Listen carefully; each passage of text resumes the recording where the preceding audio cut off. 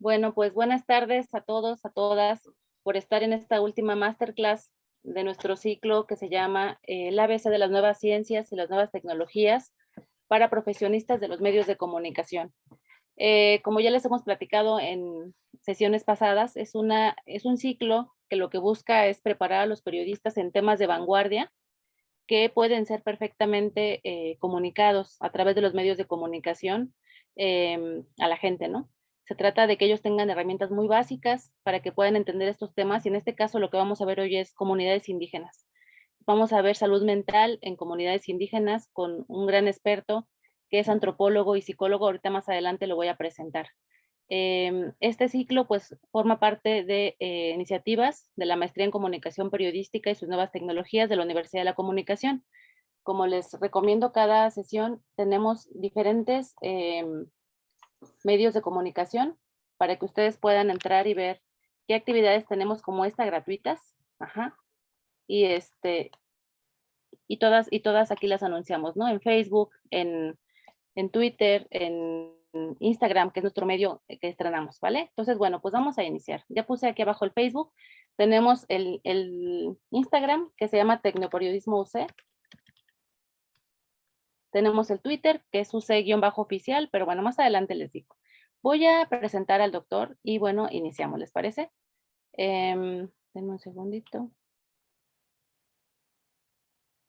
Aquí está. Estamos con el doctor Rafael Gutiérrez, quien es licenciado en Psicología y estudios de maestría en Antropología Social. Es profesor de la Coordinación de Psicología de la Educación de la Facultad de Psicología UNAM e investigador de la Dirección de Investigaciones Epidemiológicas y Psicosociales del Instituto Nacional de Psiquiatría Ramón de la Fuente Muñiz, donde ha estado a cargo de los proyectos de investigación e intervención. También ha trabajado en diferentes programas como el de abuso de sustancias de la Organización Mundial de la Salud. Ha hecho investigación e intervención sobre factores psicosociales de riesgo de la explotación sexual comercial infantil en diferentes escenarios socioculturales. Esto en Oaxaca, Veracruz, Guerrero, Morelos, Estado de México, que pertenece al UNICEF y DIF nacional. También ha hecho educación cultural del programa Early Raisers de la Universidad de Minnesota para desarrollar crianza positiva en familias mexicanas que residen en Estados Unidos. Igualmente ha hecho diagnóstico de consumo de sustancias en poblaciones indígenas migrantes en la Ciudad de México. Adecuación cultural de programas para desalentar la violencia en la crianza en poblaciones indígenas migrantes de la Ciudad de México. Y por último, tiene varias publicaciones en revistas científicas nacionales e internacionales. Es autor de capítulos del libro y manuales de capacitación para promotores comunitarios. Doctor, muchísimas gracias por estar aquí con nosotros, por aceptar estar ya aquí con nosotros, aunque ya mucha gente está en modo vacaciones, le decía al inicio de la plática. Lo dejamos con esta plática que se llama Enmudecimiento, Exclusión y Salud Mental de Indígenas Urbanos en la Ciudad de México. Muchas gracias, doctor. Bien, muchas gracias a ustedes por la invitación. Y sí, bueno, ya estamos muy cerca de las vacaciones y mucha gente seguramente ya lo está. Y qué bueno que hoy nos acompañan varios Gutiérrez, estoy viendo aquí en la pantalla. No, Yo no sé también soy si eran, Gutiérrez. fíjese, yo creo que eran familiares. Yo pensé en un principio, ¿no? Que era ya la familia la que habían invitado. Pero bueno, qué bueno que nos acompañan.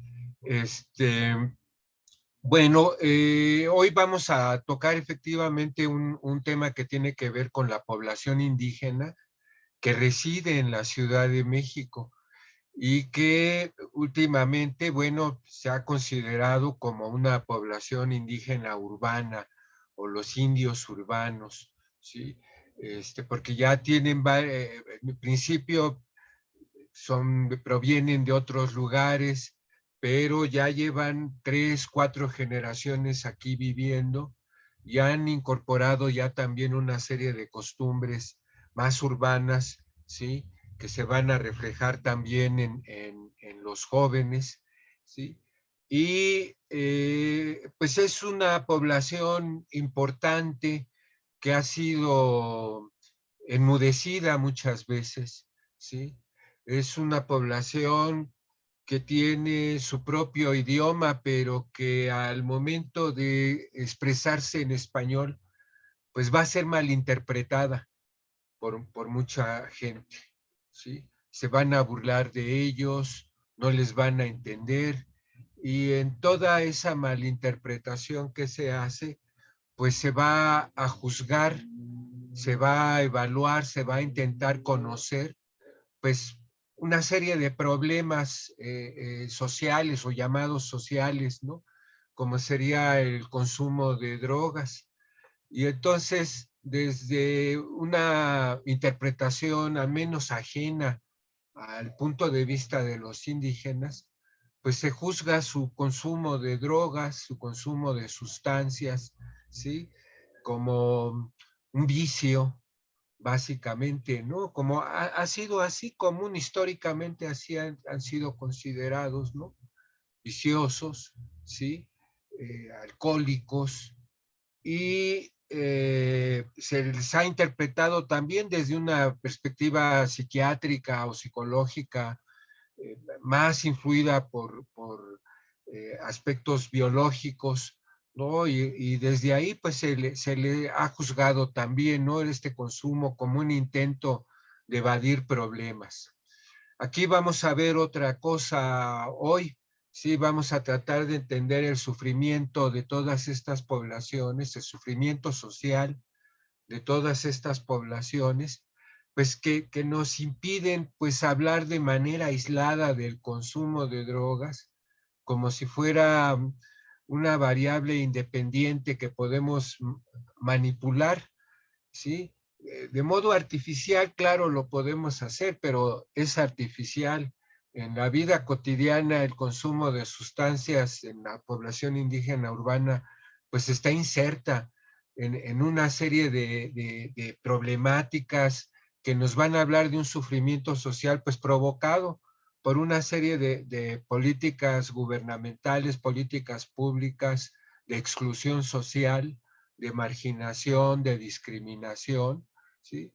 Y que es en ese sentido que podemos entender o tratar de entender el consumo de drogas como parte de un sufrimiento social, ¿no? Es una cosa que vamos a ver hoy. Y otro problema de salud mental que vamos a ver tiene que ver con lo que pasó o ha pasado recientemente con algunas familias indígenas durante esta pandemia, ¿sí? Y cómo en estas medidas, eh, digamos, de restricción de las interacciones sociales comunitarias, el cierre de centros de trabajo, de plazas públicas, pues le quitó el trabajo a mucha gente y la población indígena fue una de las más afectadas. A nosotros nos interesó, estuvimos trabajando con ellos y nos dimos cuenta de una serie de problemas de salud mental que se suscitaron a raíz de estas medidas, sobre todo, no tanto que el virus lo trajera, sino fueron estas medidas, ¿no? Las que eh, eh, se volvieron en muchos casos o acentuaron en muchos casos, pues el hacinamiento en el que ya vivían muchas familias indígenas. Y con este hacinamiento, pues la generación de un montón de problemas que ellos autoatendieron, ¿sí? Ese va a ser el otro punto, ¿no? La salud mental y su autoatención en poblaciones indígenas, ¿no? Van a ser las dos temáticas, ¿sí? Que vamos a abordar el día de hoy. Voy a compartir pantalla. Ustedes me avisan cuando ya se vea. Ya se ve, doctor, en Ah, chiquito. muy bien. Bueno, este es un poco el título, ¿no? El endurecimiento, enmudecimiento, exclusión, salud mental de indígenas urbanos de la Ciudad de México.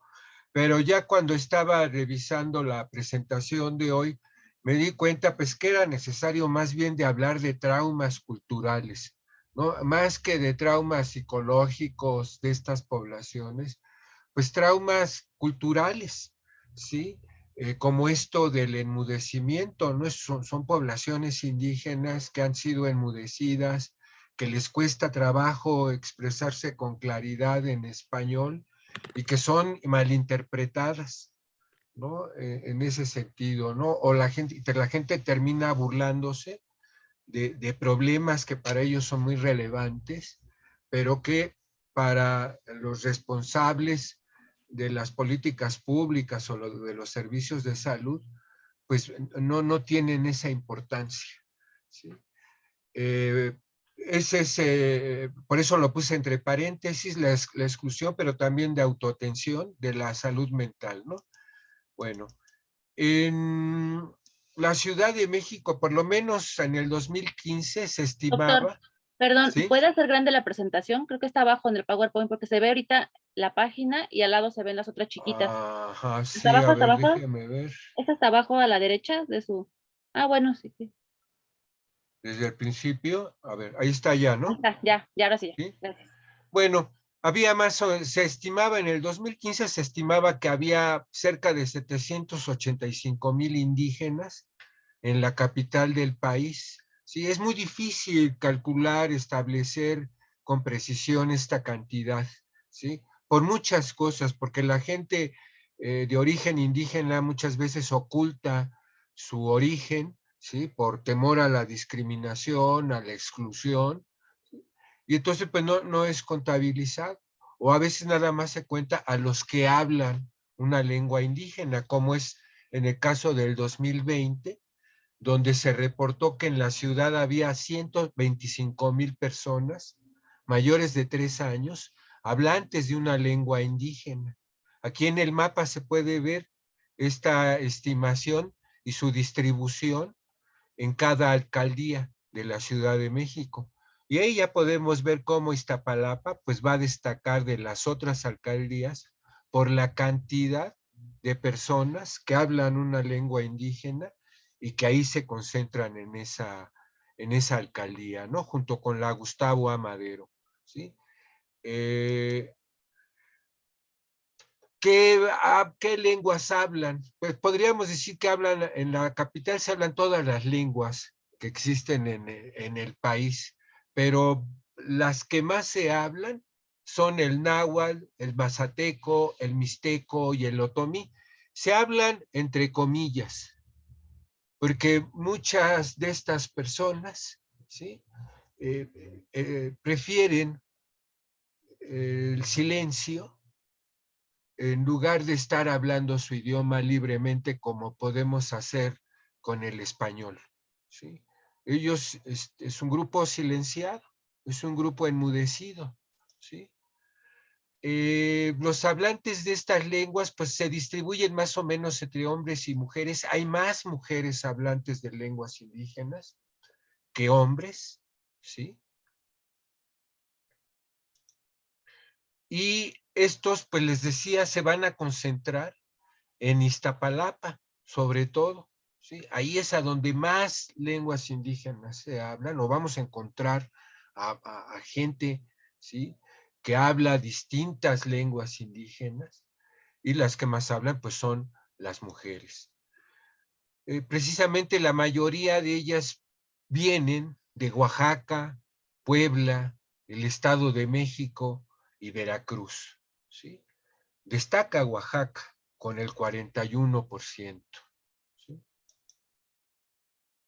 Esta población indígena urbana que habita la Ciudad de México se enfrenta diariamente a condiciones de vida precarias, tiene dificultades para acceder a derechos sociales básicos como una vivienda digna, ¿sí? Muchos pueblos indígenas urbanos están luchando por una vivienda digna, por un trabajo respetable, ¿sí? Un comercio callejero que no sea objeto de los abusos policiales, ¿sí?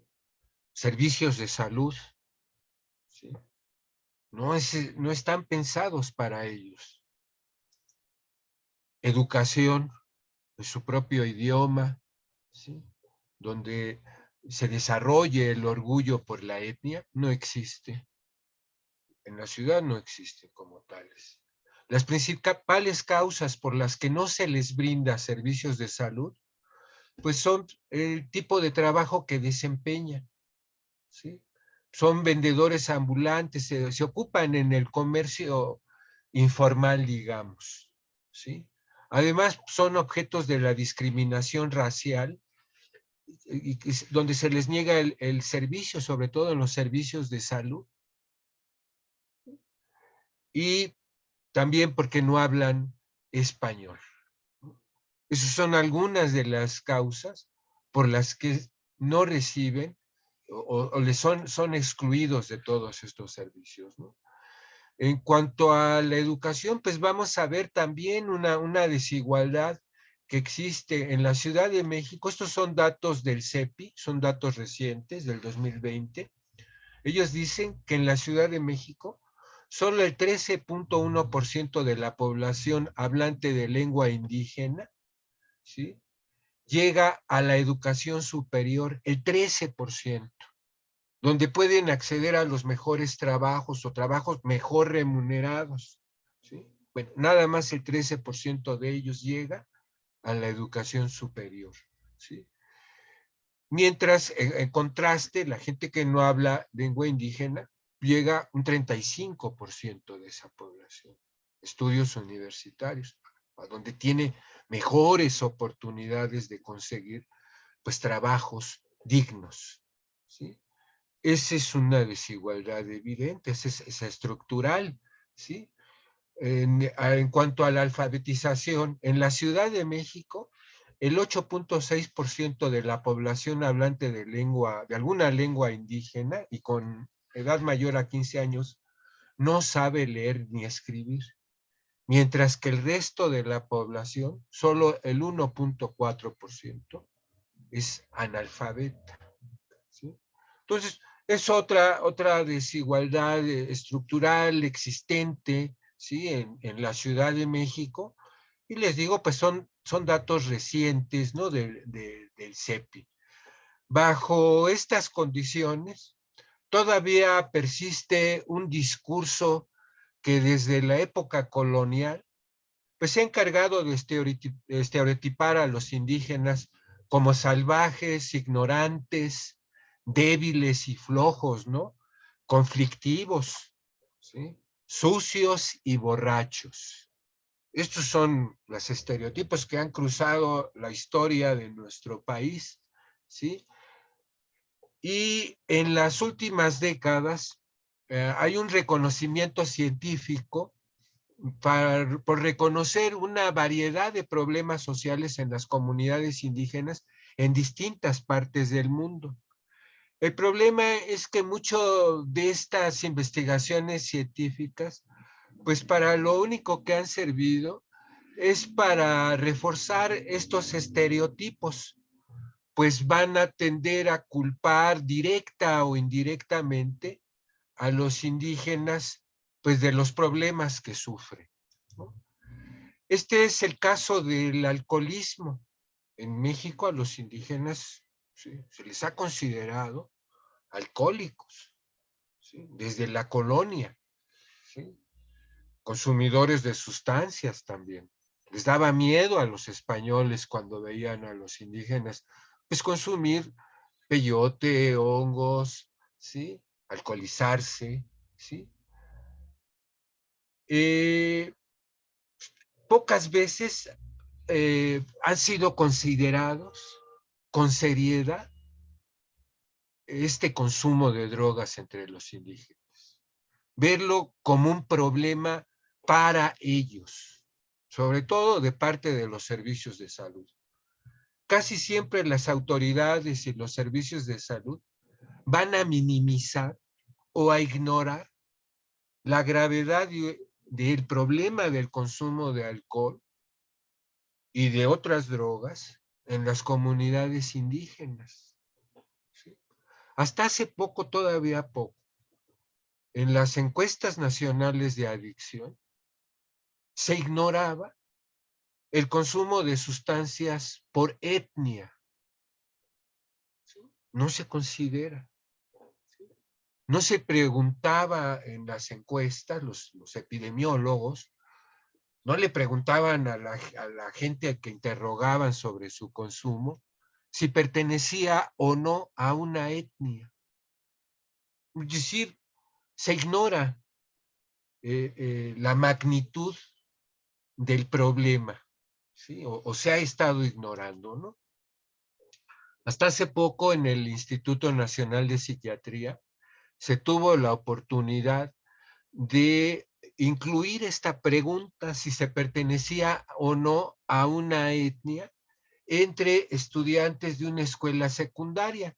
El trabajo lo hizo Jorge Villatoro, ¿sí? Un especialista, ¿sí? En la epidemiología de las adicciones.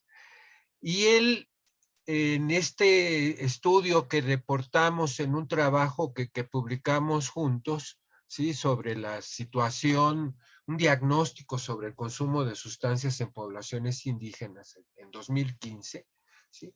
Lo que se reporta en estos datos de Jorge es que, por ejemplo, en el consumo de alcohol entre chavos de secundaria y bachillerato, esa es la población de la Ciudad de México, ¿sí? Se puede observar pues que no hay mucha diferencia en cuanto al consumo de alcohol. Es más, en algunos casos los urbanos, los estudiantes que no son indígenas, ¿sí? Pues consumen más alcohol que los indígenas. Sin embargo, si vemos al centro de la tabla, vamos a ver que las barras del consumo problemático de alcohol. Y ahí sí que van a destacar los chavos de secundaria. Lo mismo con las chavas, ¿sí? Consumo problemático de alcohol. Superan un poquito ya ahí a sus compañeros de la escuela secundaria. Son estudiantes de secundaria que se autoadscriben como indígenas. Cuando vemos esta otra categoría, consumo de drogas médicas alguna vez en estudiantes, vamos a ver algo que a mí me ha sorprendido siempre, ¿sí? Cuando vi estos datos que Jorge nos mostraba, decía que las drogas médicas, cualquier droga médica, la van a consumir más estudiantes indígenas que no indígenas, ¿sí? Cualquier droga médica. Y hay diferencias significativas, los asteriscos más marcan diferencias estadísticamente significativas. ¿Qué es lo que están consumiendo? Tranquilizantes, ¿sí? Incluso anfetaminas. Esto está ocurriendo en el mercado ilegal de las drogas médicas en México, algo que hemos estado pasando casi siempre, que ha pasado casi siempre de manera desapercibida, ¿no? ¿Qué pasa con todas esas drogas médicas? ¿Cómo las recetan los mismos médicos? ¿Sí? No sabemos qué es lo que está pasando. Tiene que ver, yo creo que con la autoatención de los pueblos indígenas. Aunque a mucha gente le pueda parecer absurdo el uso de los medicamentos, hay que ver que las comunidades indígenas tienen una fuerte tradición en la autoatención de sus problemas de salud como grupo, ¿sí? Entonces probablemente es que esta gráfica esté hablando de un uso médico al interior de las comunidades indígenas, que empieza desde secundaria, ¿sí? Es interesante y vamos después a hablar un poco más de eso, ¿no? Está el consumo de drogas ilegales, ¿no? Marihuana, cocaína, crack, inhalables. Bueno, pues llama la atención aquí que sí que los chavos que no son indígenas, que están en secundaria, pues superan en cualquier droga ilegal a los indígenas. Es las primeras barras que vemos, ¿sí? Pero llama la atención en la categoría de hombres que sean los inhalables, ¿sí? Y la cocaína, el crack, donde las metanfetaminas, donde los indígenas empiezan a superar a los chavos urbanos. Hay un consumo ya de inhalables, que es algo súper común en otras poblaciones indígenas de otras partes del mundo, en Canadá, por ejemplo.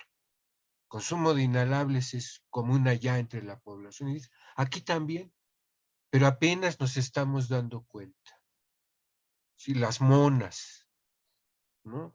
Todo esto viene a formar parte de las culturas juveniles de la actualidad, ¿sí? De estas culturas reggaetoneras, ¿sí? Que también van a favorecer el consumo particular de los inhalables. Todos los combos reggaetoneros como culturas juveniles, ¿sí? Van a incorporar dentro de sus prácticas a los inhalables, ¿sí? Pero hay que ver que también está la cocaína y el crack, que son otras drogas súper destructivas, las metanfetaminas. Cuidado. En el caso de las mujeres, si vemos las barras de abajo, es todavía mayor la distancia. Inhalables, son chavas de secundaria, ¿sí? Consumen mucho más inhalables que las muchachas urbanas, pero la diferencia realmente significativa es en la cocaína, ¿sí? Las mujeres indígenas que estudian secundaria, es más probable que ahí encontremos usuarias de cocaína que entre las muchachas que no son indígenas que también van a la escuela secundaria. Son datos alarmantes. Son los primeros datos que tenemos así, datos duros del consumo de drogas en estas poblaciones, ¿sí? Algunos historiadores y psiquiatras que estos consumos pues tienen que ver con la conquista española, ¿sí? Pues constituyó una forma de genocidio que condujo a los indígenas sobrevivientes a experimentar una forma colectiva de trastorno después de estrés postraumático similar a la experimentada por los judíos que se enfrentaron al exterminio durante el Holocausto, lo cual incluye la depresión, la ideación, la ansiedad, la baja autoestima, la ira, el desapego y el abuso de sustancias. En otros pueblos, entre judíos se ha observado este fenómeno. Este trauma histórico se pasa de generación en generación a través de mecanismos como la historia oral. El consumo de drogas también es considerado desde la perspectiva psicosocial y psiquiátrica como una dependencia biológica, ¿sí? Además de ser una estrategia artificial para lograr estados disociativos de la conciencia, orientados al olvido, a la negación, a la represión del evento traumático. Muchos consideran eso, que los indígenas son borrachos porque quieren olvidarse de esta cruda realidad, además del trauma histórico. Sin embargo, hay que ver que estas formas de explicación, que son científicas, responsabilizan a las víctimas al no tener en consideración el contexto, los procesos sociales como la marginación socioeconómica, la discriminación, ¿sí? Las desigualdades de género, entre otras, que van a imprimir distintas formas de violencias, las que siendo menos evidentes y visibles van a tener consecuencias devastadoras para la personalidad de los indígenas urbanos. Estos problemas de adicción están insertos en otros más. A ese conjunto le llamamos sufrimiento social. Solo considerando las particularidades locales que asume el consumo de drogas en estos contextos, pues va a ser posible efectuar el diseño de programas de prevención adecuados, ¿sí? Estos síntomas del sufrimiento social, pues nosotros vemos el consumo de drogas, pues es un síntoma de un sufrimiento social, ¿sí? No nada más es una dependencia, como piensan muchos, ¿sí? O producto de un trauma histórico. No, son condiciones reales, actuales, ¿sí? Que tienen que ver con el consumo de sustancias o la depresión o las violencias de género en las comunidades, pues no las podemos entender como casos individuales, disfuncionales, sino como una consecuencia colectiva, pues sí, como he dicho, de traumas históricos y traumas actuales, ¿sí? Traumas históricos que seguimos repitiendo, como el silenciar a los indígenas, mantenerlos mudos, no dejarlos expresarse libremente, ¿sí? Ese es un trauma, ¿sí? La desaparición de los estudiantes de Ayotzinapa, pues es un pueblo indígena, ¿sí? Son traumas, son cosas muy duras que vive esta población. Ejemplos de estos traumas, pues sí está la conquista, la colonización española, fue brutal, ¿sí? Hubo violaciones. Los primeros mexicanos fueron niños de la calle, realmente. Nadie los quería, a los mestizos, a los primeros mestizos. Vivieron en la calle, porque ni los indígenas los querían, ni los españoles. Los indígenas, pues porque eran producto de una violación, y los españoles, pues porque no los consideraban sus hijos, eran mestizos. Esos chavitos tuvieron que vivir en la calle, y desde entonces han vivido en la calle muchos de ellos. Hay traumas actuales, como comento, la desaparición forzada, perdón, a ver, ¿sí? El racismo actual, la discriminación, la exclusión de los servicios de salud, ¿no? Todo eso produce un sufrimiento social, ¿sí? Un trauma, ¿sí? Estos traumas se producen cuando los miembros de una colectividad sienten que han sido sometidos a un acontecimiento horrendo que deja marcas indelebles sobre su conciencia colectiva. Mi compañera Leticia Vega en el instituto ha hecho un montón de entrevistas con las mujeres y todas ellas hablan de heridas que no sanan. Son traumas que ahí están presentes, provocados por las desigualdades de género, ¿sí? Desde la perspectiva indígena, la gravedad del problema del consumo de sustancias, el alcohol u otras drogas, pues es la amalgama de sufrimientos provocados por la articulación de distintos traumas culturales provenientes de diferentes fuentes, todas ellas identificables desde la perspectiva indígena, pero ignoradas por los servicios médicos, quienes reducen la gravedad del consumo de sustancias pues a un problema de adicciones o a una estrategia para evadir la realidad. No lo ven en la complejidad, ¿sí? Ejemplos de situaciones traumáticas vividas por los indígenas urbanos y que nosotros tenemos documentados en nuestros diarios de campo. Pues bueno, en la ciudad los indígenas pueden ser golpeados, asaltados o heridos por policías y delincuentes que se aprovechan de su situación, ¿no? Nuestro diario de campo está lleno de ese tipo de notas, ¿sí? También encontramos que en las ciudades los indígenas se encuentran en condiciones pues, muy precarias, sin trabajo, sin dinero, experimentando rechazo y discriminación cotidiana, desesperados y preocupados por el fracaso para encontrar maneras de subsistir, humillados y mortificados en los servicios de salud.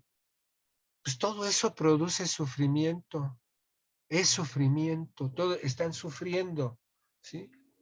Los espacios de trabajo, que es a donde nosotros vamos a trabajar, ¿sí?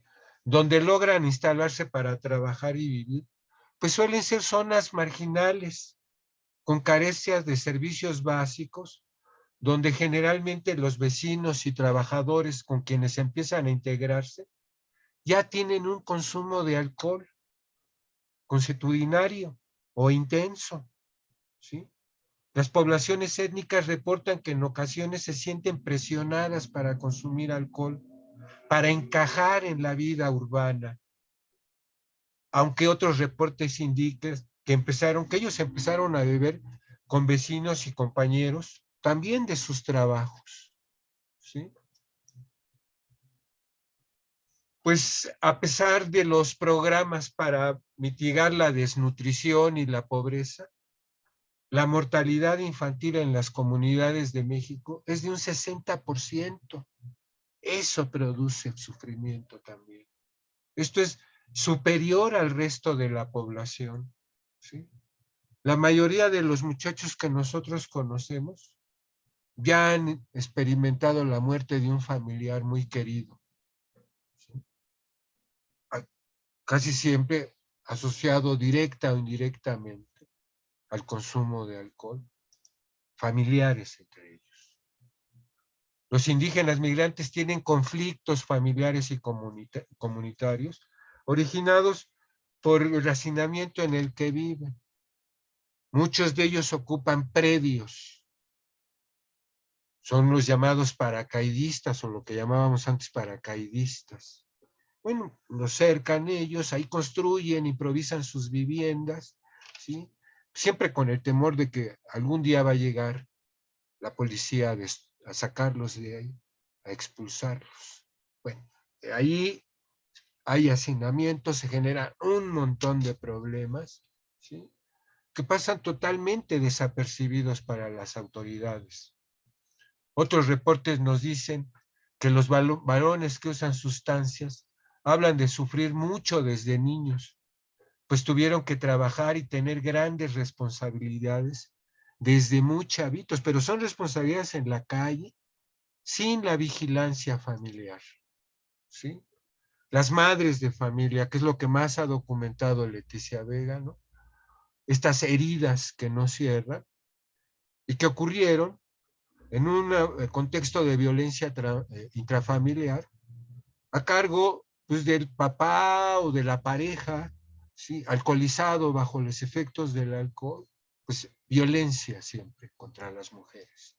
Son heridas de las que ellas se quejan, aunque se hayan separado de su pareja, dicen que son heridas que no cierran, que siempre están ahí, ¿sí? Bueno, considerando la complejidad que caracteriza la multiplicidad de sufrimientos que dan sentido a la gravedad del consumo de alcohol y otras sustancias en estas poblaciones, pues realmente en el campo no es posible demarcar secuencias causales derivados de las adicciones o de eventos traumáticos, ¿no? En la vida cotidiana, pues se presenta todo esto muy complejo. Tú no puedes separar en variables todas estas causalidades, ¿sí? Son cadenas complejas de causación entre migración, discriminación, marginación socioeconómica, aislamiento, negligencia, ilegalidad, ¿sí? Desigualdades de género, ¿no? Todo eso pues, son procesos sociales, ¿sí? Que hacen difícil seleccionar o aislar variables, ¿no? Reconociendo esta multiplicidad de factores de riesgo y abuso de sustancias, pues es posible también entender por qué las respuestas del sector salud para prevenir o desalentar el consumo de sustancias, ¿sí?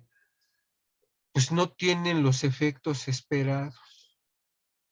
Se han puesto en práctica un montón de programas para desalentar el alcohol, pero están sujetos a la discontinuidad, ¿sí? A la buena voluntad de los gobiernos, ¿no?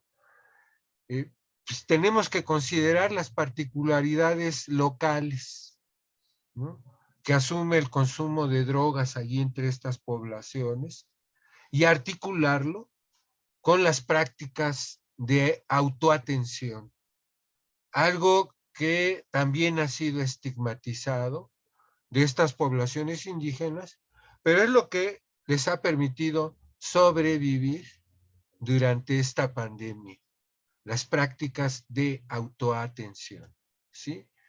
voy a hablar ahorita un poco más sobre estos problemas de salud mental. Está claro el consumo de drogas, pero hay otros problemas en estas poblaciones y cómo los enfrentan. Si no tienen, si han sido excluidos de los servicios de salud oficiales, pues ¿cómo le están haciendo para sobrevivir? Si durante la pandemia el gobierno nunca previó los malestares emocionales, problemas de salud mental que se iban a originar por sus medidas, ¿no? Y nunca vimos realmente en la televisión o programas de atención a la salud, ¿sí? Pues, ¿cómo le hicieron estas poblaciones para salir adelante? Voy a exponer a continuación los resultados de una investigación que presentamos hace poco, Leticia Vega y yo, y que tiene que ver con estas poblaciones, ¿sí? Son los malestares emocionales y la autoatención durante la pandemia de COVID-19 en mujeres de un colectivo cultural indígena migrante en la Ciudad de México, ¿sí? Las estrategias gubernamentales para controlar la pandemia redujeron severamente las interacciones sociales comunitarias al convocar a la gente a confinarse en sus hogares y a relacionarse con los demás bajo normas de interacción social pues restrictivas, sobre todo al cerrar lugares concurridos, incluidos centros de trabajo. Esta última medida desempleó a muchas personas indígenas de la Ciudad de México y empeoró la situación de quienes carecían de un ingreso económico fijo o permanente, seguro médico, de retiro o jubilación. Todas estas personas no cumplieron con el confinamiento hogareño, tuvieron que salir a buscar trabajo. Al hacerlo, muchas se enfermaron, otras murieron. En septiembre de 2020, la tasa de letalidad por COVID entre los indígenas de la Ciudad de México alcanzó el 11.6% en comparación con el 7.7% registrado en personas no indígenas de la Ciudad de México. A ellos les fue peor. La pobreza y la histórica exclusión de la población indígena de los servicios médicos, educativos y de vivienda, junto con el confinamiento en el hogar, que muchas veces se volvió hacinamiento, ¿sí? Y el cierre de trabajo, pues agravaron las condiciones de vida de las mujeres indígenas, generándoles situaciones estresantes que impactaron su salud mental.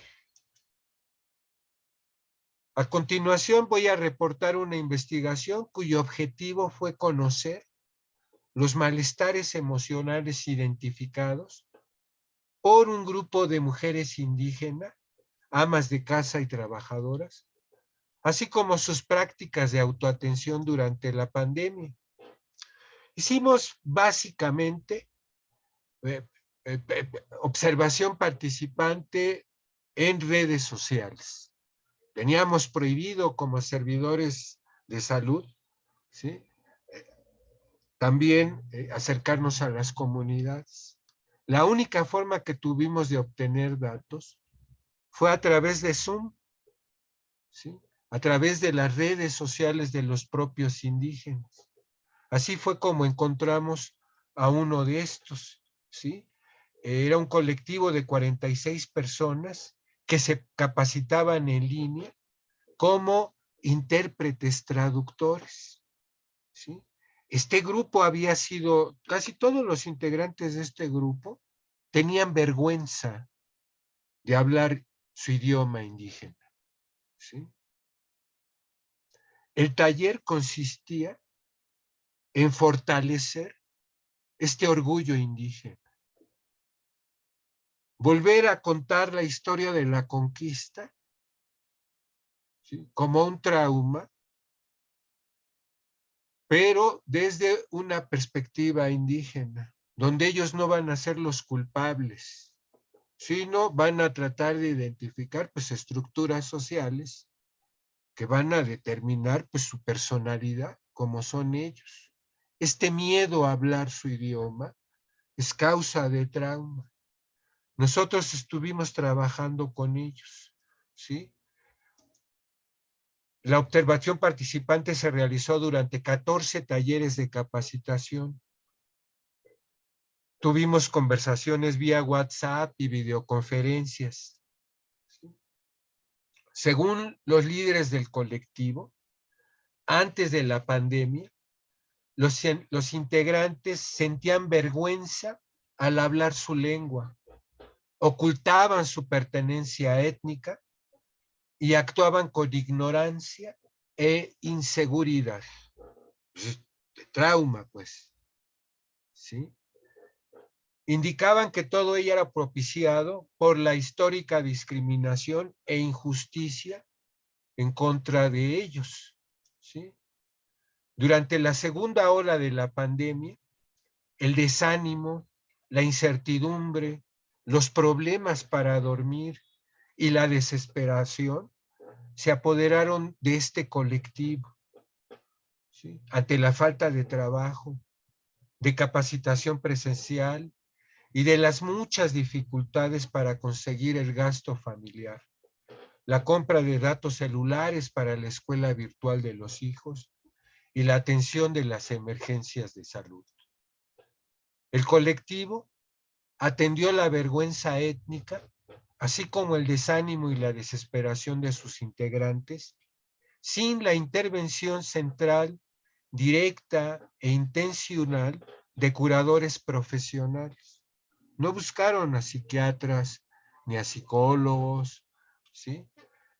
Para tal efecto, lo que ellos hicieron realmente como grupo fue articular varios recursos terapéuticos, económicos y educativos, y los pusieron a la disposición de sus miembros, animándolos para aguantar la desesperación. No había trabajo, era la época más dura de la pandemia, ¿no? Llena de incertidumbre, no había vacunas, no sabía qué iba a pasar, ¿sí?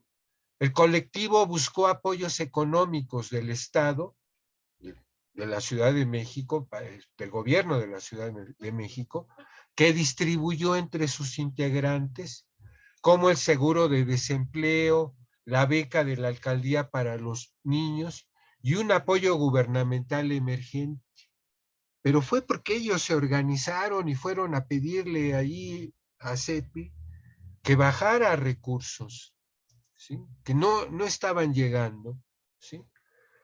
Estas acciones fueron articuladas con la organización y exposición de talleres de capacitación para sus miembros, donde aprenderían a controlar emociones, ¿sí? Para eso nos llamaron a nosotros, ¿sí? Como la desesperación, promover el autorreconocimiento y fortalecer la autoestima indígena y la expresión de su lengua mediante la oratoria y la poesía. No fueron a ver a psiquiatras, no buscaron comprar medicamentos psiquiátricos, ¿sí? Para dormir ahí en el mercado clandestino de drogas médicas, no. Ellos buscaron en el arte opciones, oratoria y poesía, ¿sí? No medicalizaron el sufrimiento social, es lo que quiero decirles, ¿sí? Nuestros equipos de investigación participó en estos talleres brindando técnicas de relajación y respiración. Es lo que dimos nosotros. Nos llamaron para eso, porque estaba gruesa la ansiedad y los problemas para dormir. Y dijeron, bueno, ustedes conocen eso, ¿sí? Y enséñenos. Y sí, estuvimos ahí practicando con ellos estas técnicas. Y sí las ocupaban para dormir, ¿sí? Ahí fue donde empezamos el rapport con estas comunidades y realizamos entrevistas sobre sus malestares emocionales y la autoatención, ¿sí? Ellas, estas mujeres que asistían, pues tenían en promedio 40 años de edad, 4 hijos, eran amas de casa algunas de ellas. Todas estas mujeres tenían una sobrecarga de trabajo doméstico, pues a los acostumbrados quehaceres domésticos se sumaba el cuidado de enfermos, la supervisión y apoyo a los hijos en clases virtuales, así como la práctica y supervisión de las medidas de autocuidado anti-COVID. Ellas reportaron experimentar intranquilidad e insomnio persistente. Algunas tuvieron parálisis facial. Casi todas tuvieron episodios de llanto, desesperación y enojo en las relaciones con la pareja y los hijos. Todas ellas practicaron la autoatención de tales malestares de manera variada y con un sentido de inmediatez. Articularon varios recursos espirituales, herbolarios y psicológicos para sobrellevar su situación. Por ejemplo, rezaron, platicaron sus problemas y preocupaciones con amistades y en ocasiones a sus esposas, y se prepararon infusiones para relajarse. Varias se informaron en la web para implementar medidas relajantes, técnicas de respiración, practicar ejercicios físicos, escuchar música y bailar. Varias admitieron haber encontrado consuelo después de llorar o al preparar alimentos y ayudar a los hijos con las tareas escolares. También hallaron alivio y distracción al reunirse semanalmente en Internet con su colectivo cultural de indígenas migrantes. Ahí se desahogaban, escuchaban y generaban pronósticos para recuperar el ánimo y la salud. Compartían remedios y estrategias para salir adelante y en una emergencia compartían víveres y dinero para comer, gastos médicos, traslados en ambulancia cuando alguien enfermaba de COVID.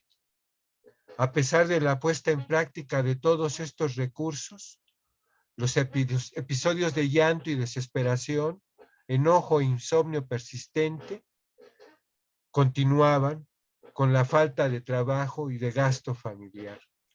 Ellas eran conscientes de que tales episodios podían aumentar el estrés y la presión de sus hijos, por lo que se esforzaban por aguantarse y contenerse para no afectar aún más la dinámica familiar y más bien apoyar a sus hijos. Ellas solo hablaban de sus emociones y problemas económicos con sus amigas, colegas o vecinas, evitando así preocupar a su familia. Estos malestares no los experimentaron, o no de la misma manera, las mujeres que eran las principales proveedoras de los ingresos familiares o que compartían esta responsabilidad con sus parejas. Estas participantes siempre habrían trabajado por su cuenta para solventar el gasto familiar. Una era jefa de familia y las otras dos, junto a sus esposos, compartían la carga económica. Una de ellas contaba con mucha experiencia como representante indígena. Ellas tuvieron que salir a buscar otras opciones para obtener comida y dinero.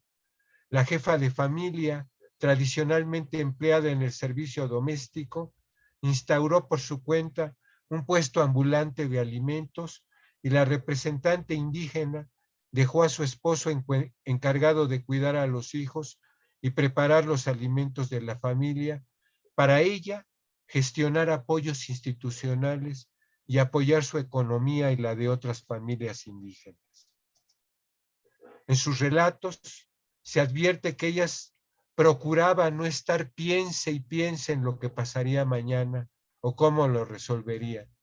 Ellas indicaban que se ocupaban solo del presente, trabajaron intensamente y dicen que no cesaron en sus intensos, confiaron en sí mismas y tenían la iniciativa de movilizar los acomodos en el hogar, cambiando roles de sus integrantes para garantizar algunos ingresos y que los hijos estuvieran bien resguardados.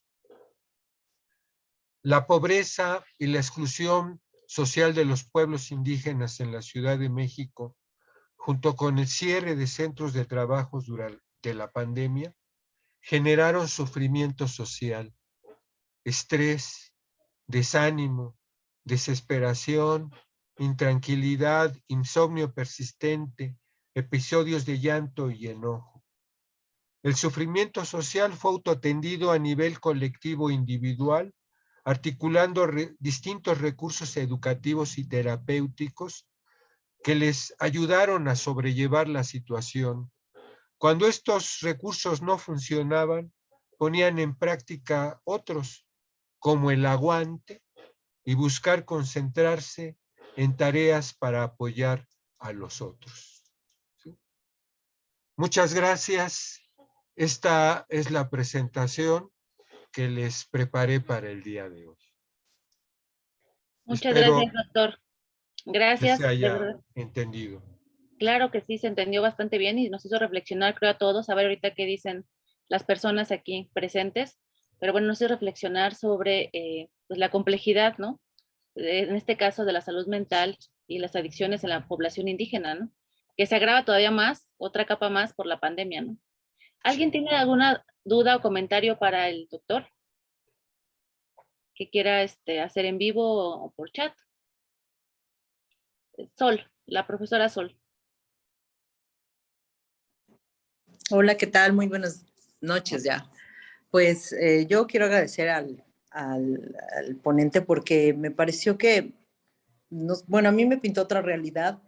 Uno está viviendo otras cosas, está viviendo el día a día, está pues en los trabajos o todo, y pues piensas en la gente pues cercana a tu familia, a tu, no sé, tus compañeros de trabajo y todo, pero uno realmente no piensa en esa población que pues sufre muchísimo.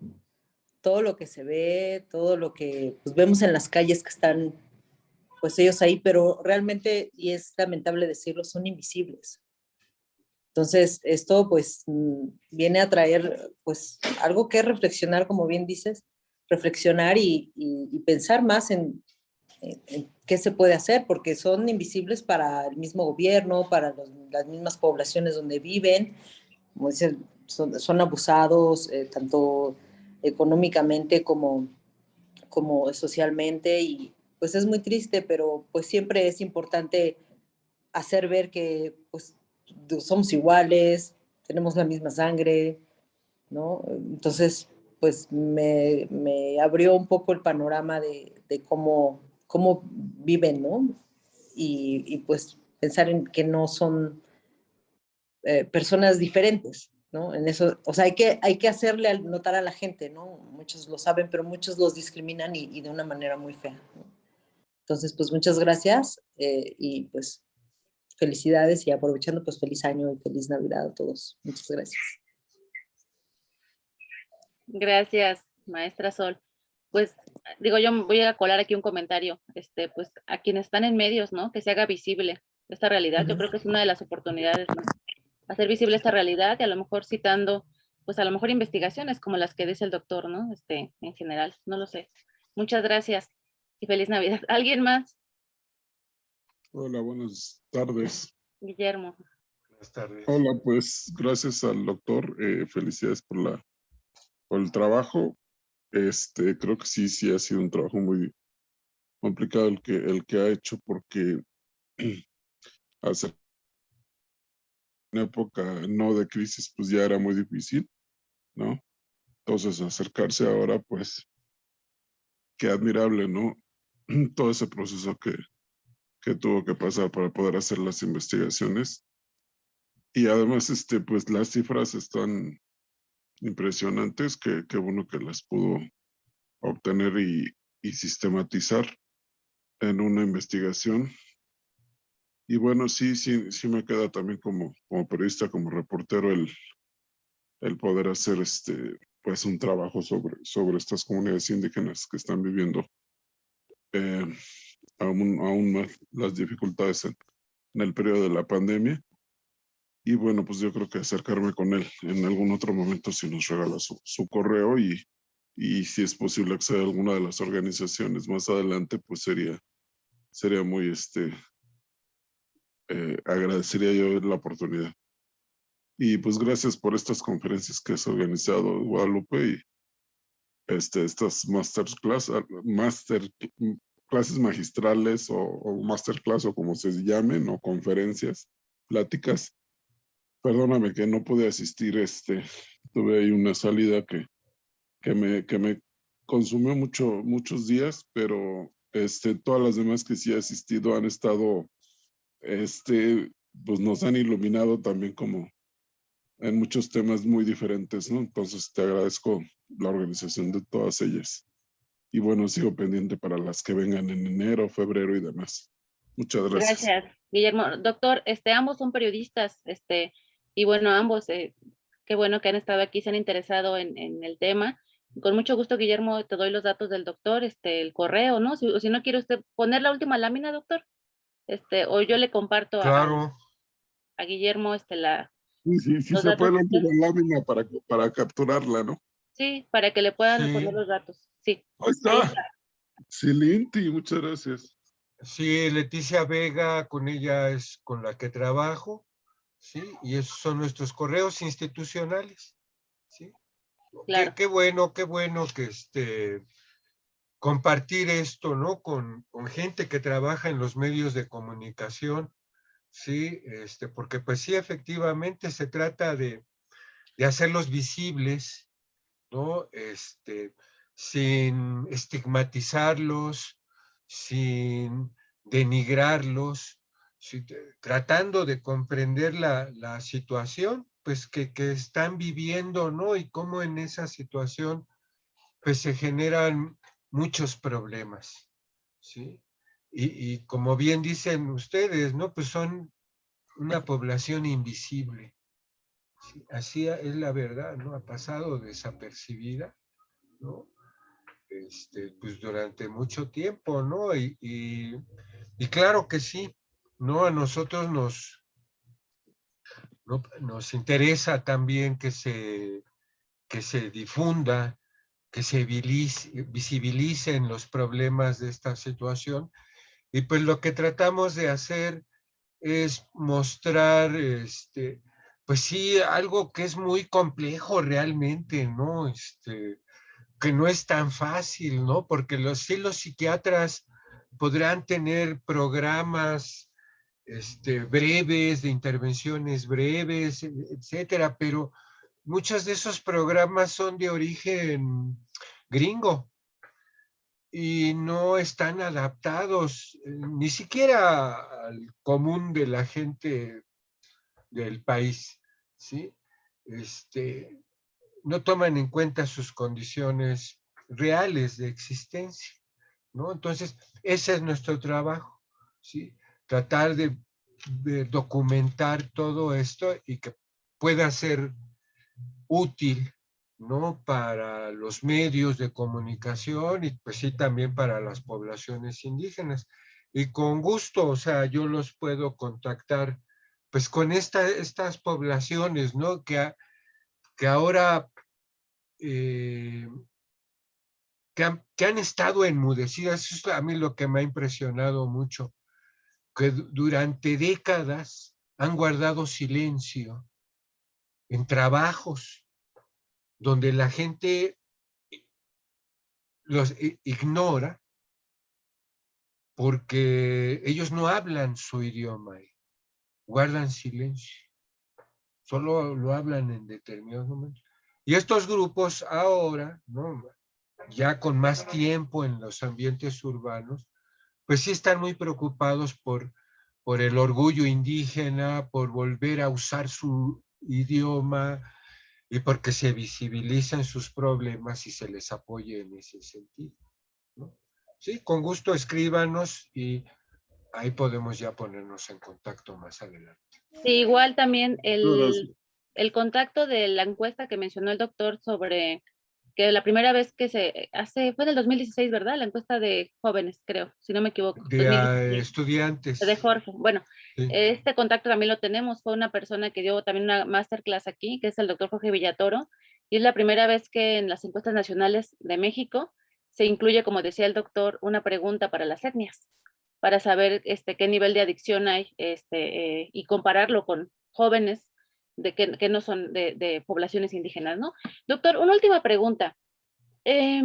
Quizás, no sé si usted tenga el dato, porque estamos hablando de indígenas en la Ciudad de México, pero todo esto que usted nos dice, este sufrimiento social en población indígena de la Ciudad de México, ¿será aún más grave en estados de la República? ¿Sabe usted si son privilegiados, por así decirlo, los de la Ciudad de México respecto a los de la República Mexicana? ¿Sabe usted algo al Bueno, respecto? o sea, mucha gente que vive aquí en la ciudad, indígenas que llegan a vivir a la ciudad, viene porque aquí hay mejores condiciones. Aunque, digamos, se van a enfrentar a otros problemas aquí, ¿sí? Pero sí van a tener por lo menos trabajo, van a buscar la manera de sobrevivir o van a encontrar un trabajo, aunque este sea en el sector informal. Pero en las comunidades indígenas, ¿sí? Pues la situación es realmente preocupante. Los servicios de salud mental, o hay pocos servicios de salud mental en municipios con una gran población indígena. Las estimaciones que había eran 3 psiquiatras por cada 1,000 habitantes indígenas. ¿Sí? O sea, no hay especialistas para atender la salud mental, ¿sí? Y lo que nosotros hemos visto, pues quien más va a padecer todas estas violencias estructurales, pues son las mujeres.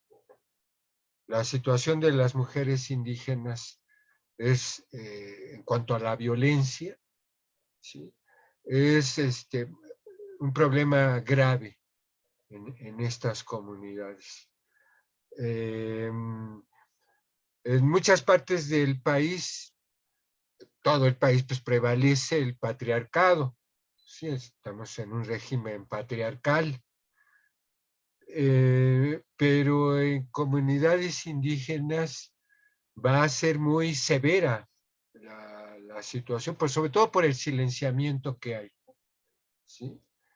Hay mucha violencia, hay muchas desigualdades de género y las que más lo van a padecer son las mujeres, que son precisamente las que salen huyendo más de sus poblaciones y son las que vienen a vivir, y por eso también hay más mujeres indígenas en la ciudad que hombres, ¿sí? Pero tienen que ver con todas esas violencias también, ¿no? Y el Muy bien, problema es que también se desconoce mucho, hay pocas evaluaciones de estos claro. problemas. Bueno, doctor, pues si no hay más preguntas, comentarios, les agradecemos a todos que estemos cerrando hoy este ciclo de masterclass que eran para profesionistas o son para profesionistas de los medios de comunicación. Todas van a estar regresando de vacaciones en YouTube de la Universidad de la Comunicación. Y bueno, doctor, le agradecemos muchísimo que esté aquí, que nos haya dado su tiempo, aún cuando ya estamos todos con un pie de vacaciones, o al menos algunos días de asueto. Y bueno, pues nos quedamos con esto. Les quiero, dice, muchas gracias, excelente ponencia, dice Carlos Alberto. Les quiero agradecer mucho, recordarles que iniciamos el nuevo ciclo escolar de la maestría el 8 de enero del 2022 y que efectivamente, como decía el profesor Guillermo, vamos a seguir haciendo este tipo de pláticas. Ya tengo la temática de la próxima, luego se las adelanto. Y seguiremos invitando expertos que sigan enriqueciendo la visión y que sigan haciendo una preparación integral de todos los que trabajan con medios de comunicación, en y con medios de comunicación. Gracias a todos esta tarde, nos vemos en 2022. Feliz Navidad y si no nos vemos ahí por redes, feliz Año Nuevo. Hasta luego. Muchas Hasta gracias y luego, bonita feliz tarde. año, Adiós. cuídense Gracias, mucho. doctor. Hasta luego.